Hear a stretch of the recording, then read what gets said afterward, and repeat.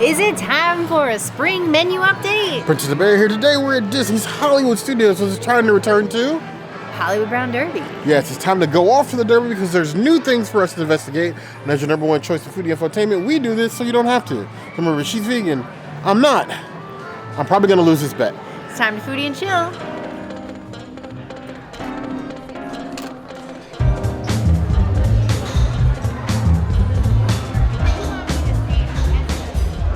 So we have our favorite bread. Now you can get this bread at multiple buffets around Walt Disney World, but I always call it the Hollywood Brown Derby bread because it F's hard.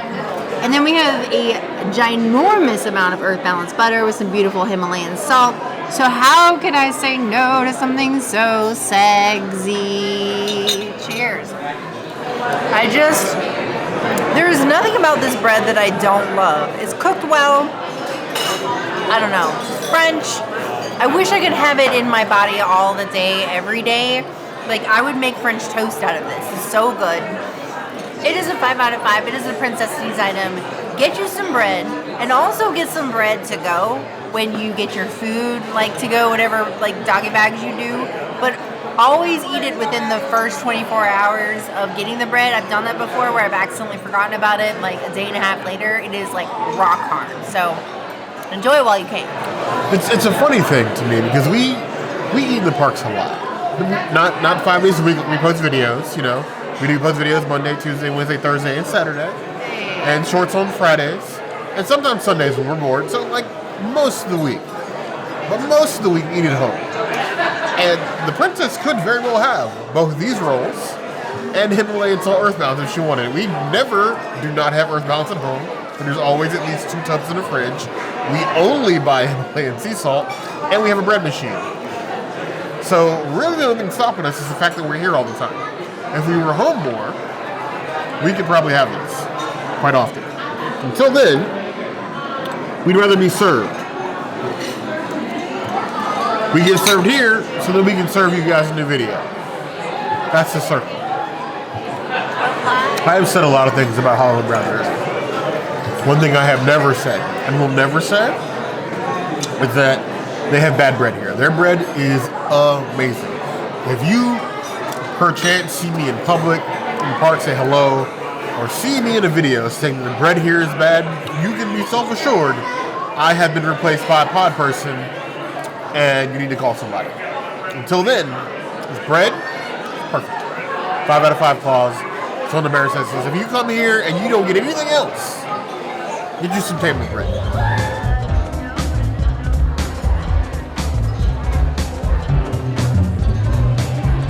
This is the new vegan appetizer. It is a ravioli, and I really thought after having 5 tortellini at Yachtsman Steakhouse that I wouldn't get an appetizer that had less than 5. This is 3.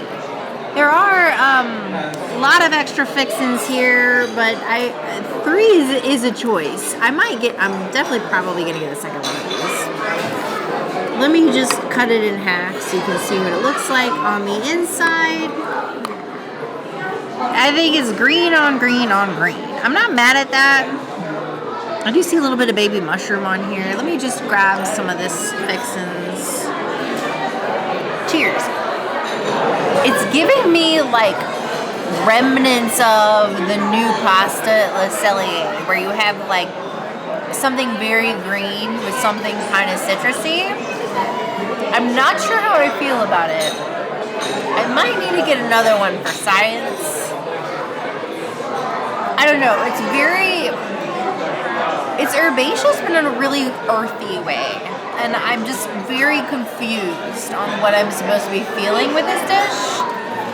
I would give it like a 2.5 out of 5 ravioli. I appreciate the innovation, but I don't really know what the vision was. Here we have this new ravioli, green with the dirt rooms, the carrot puree, and plenty of sprigs of the forest to sort of fill out your plate. Now this is true appetizer fashion. Just going all in. So I'm going to try to cut this as best as I can. Just dig right in. Properly filled. an interesting flavor because I'm getting like the casing of the ravioli is like spinach, and it is filled with pea. So it's just like a lot of greens in a ravioli. I actually like the carrot puree the best, but I'm not sure if I love the ravioli as it is. It's definitely something different, definitely unique. I'm definitely feeling appetized. But, I don't know, I just feel like there's something missing from the ravioli itself. Maybe another sauce over top instead of just the puree on the bottom. I'm not quite sure. But as it is, I'm giving it a 2.75 out of 5 points.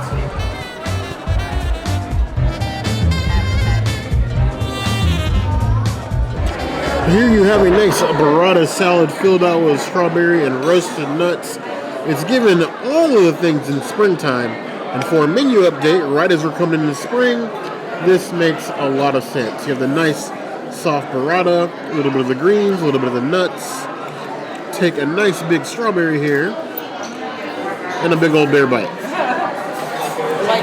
There's something about the balance of the cheese and the strawberry that just sort of works. Cheese and strawberries is a tale as old as time, and it's not any different here. It's nice, it's fresh, it's light with cheese, mixes well. It's a nice, fresh salad. Very good for an appetizer. The flavors, they will literally spring into your mouth. This is an improvement. 3.5 out of 5 points.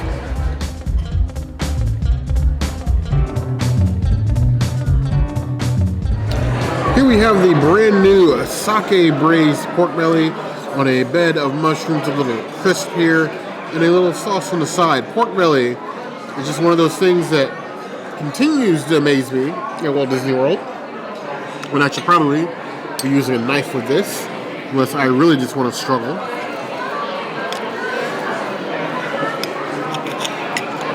Definitely not as tender as some of the other pieces we've had, because that is a cut.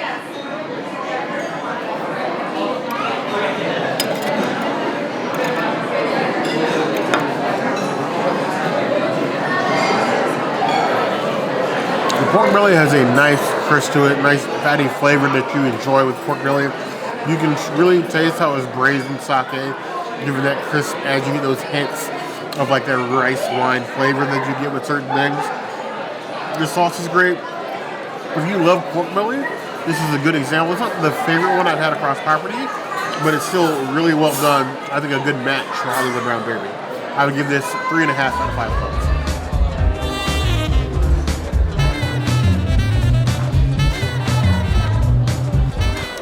The lentil shepherd's pie is back with a truffle, mashed potatoes, we got peas, we got carrots, we got cauliflower. This is not my favorite shepherd's pie on property. That title belongs to Raglan, but the vegan entree didn't change. Disney, please change this entree. It's so old. And don't give me the pho again, please. I will say, the potatoes are seasoned perfectly.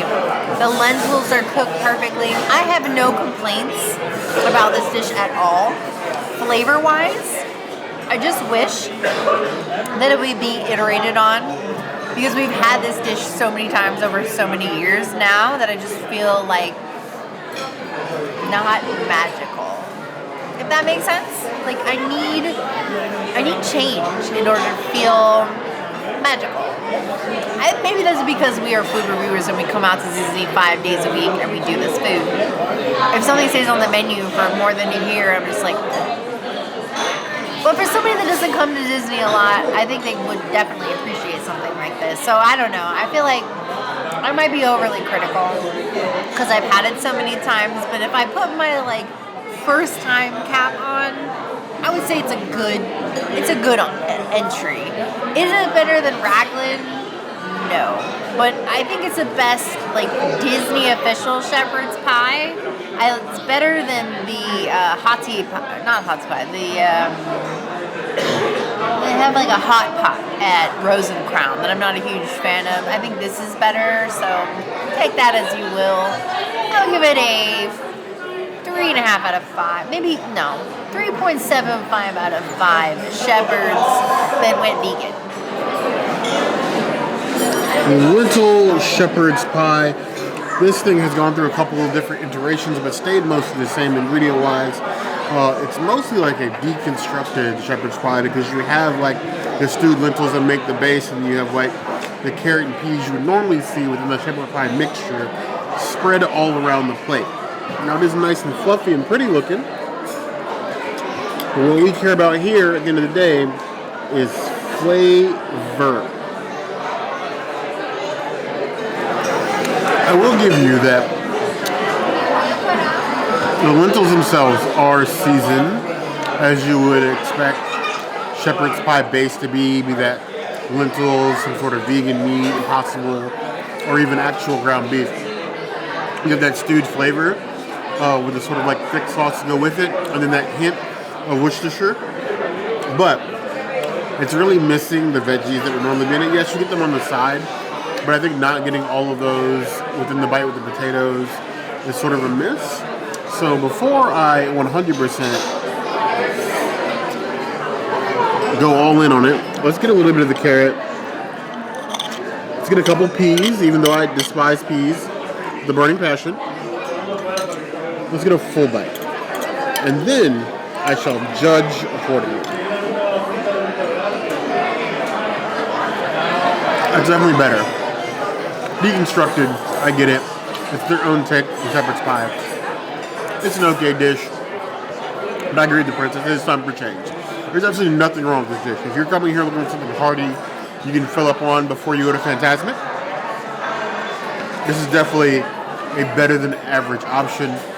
Though if I'm coming here to eat for dinner, while it remains, I feel like the peak choice is still Mama Melrose. I would give it 3.5 out of 5 points.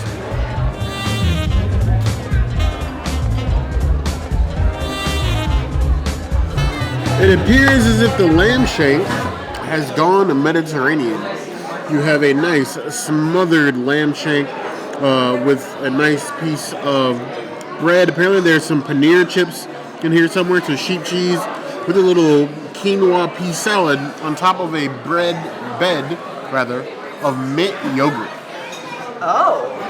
So we're gonna go ahead and see how this cuts. Just falls right off the bone there. Don't even need the knife, as it should be. Disney has turned me into a shank aficionado. It's given definitely some Shaws of Sunset vibes, given LA and Mediterranean cuisine. If you guys watch Shaws of Sunset, let us know. Me and the princess were faithful watchers for many years. Get some of that mint yogurt, and then I'll give it a final rating. The mint yogurt definitely gives it a very unique taste. If you've ever had like what's the pronunciation? Princess, help me here. Lamb kubide? Kubide with mint yogurt. It's very close to that except for the sauce. The quinoa is there. It's sort of like, hey, we added some greens on the side. It doesn't really give me a whole lot, but the flavor of the pork shank is nice. I love the mint yogurt. I could have done without the quinoa and just the bread, but I really just define. You will definitely fill up off the portion size. I think it is a decent addition. It gives you more of the breadth of what LA food cuisine can be, rather than what it is. I would give it 4 out of 5 points. Who's your favorite person on Shaw? Reza, always. It's always Reza. Would Reza like this dish?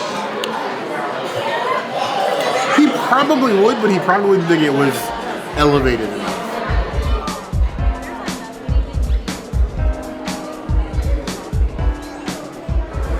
Here is one of the brand new enhancements you can order with your entree, Alba Gratin potatoes. You have a nice steel cast iron ramekin you can order with cheesy bread crumbled potatoes al gratin. They look cheesy. They look dangerous. Don't worry. I took my magic pills. I should survive. If you like it cheesy and you like it hot, you're going to love that. It's like 60% cheese, 40% potato. As potato au gratin should be. The breadcrumbs on top make a nice texture difference. Those are good. So that's 4.5 out of 5 points.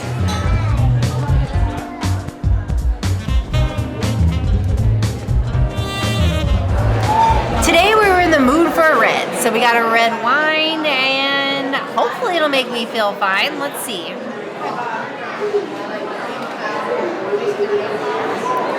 Oh yeah, nice and light.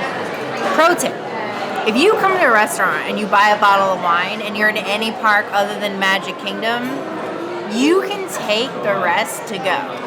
So yes, we got a bottle of wine, but whatever we don't finish, they'll put in a to-go cup for us, and we can walk around the park for the rest of the day and just finish the bottle of wine. So I think that is the better way to go if you're going to be drinking in the parks. Like, get you some wine and then don't cork it, just go. And just walk around with the rest of it. It's fine. I would give it a 3 out of 5 wines. It's nice and light and refreshing. It made me go on a tangent about going outside because I think it is the perfect wine for drinking outside. Hollywood Brown Derby with a nice Chianti, channeling my inner Hannibal because I want to eat some things. Not your faces, but I want to eat some things. That's why you come to this channel, to watch me eat things and make a fool of myself. Or make a fool of us. Either way, I've been craving a nice glass of red wine. I actually came to the princess last night. I'm like, do we have any red in the house? And she's like, no, we have 4 bottles of rosé, of which I was very depressed. So I drank water. There's no end to that story. That's just it. So now you have a red. Now I have a red.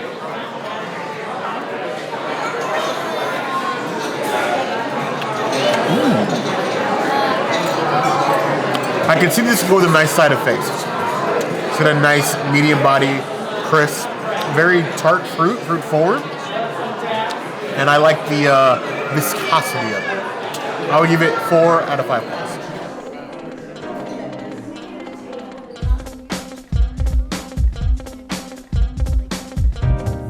So I was feeling fancy today, so I got a Floridian Collins. Not a Tom Collins, a Floridian Collins. Now what makes this a Floridian Collins? Really only the gin. It's a St. Augustine gin, simple syrup, fresh squeezed lemon, and soda water. So if you're one of those light gin drinkers in the afternoon with your suit on, linen suit hopefully in this weather, a nice little hat, maybe a cane, I don't know, walking your alligator, drink you a Floridian Collins. Are you raising your cane to the sky? Yes. And protest. That's what we do here. We protest.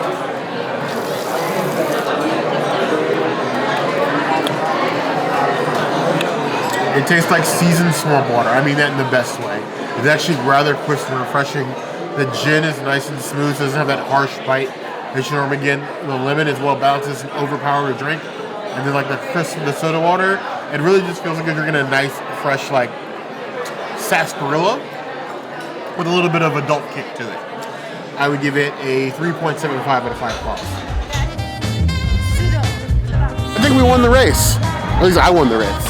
Bear won the race. I need maybe some woodies or something after that. We're going to need to refresh that vegan item, I think, before the princess goes back here.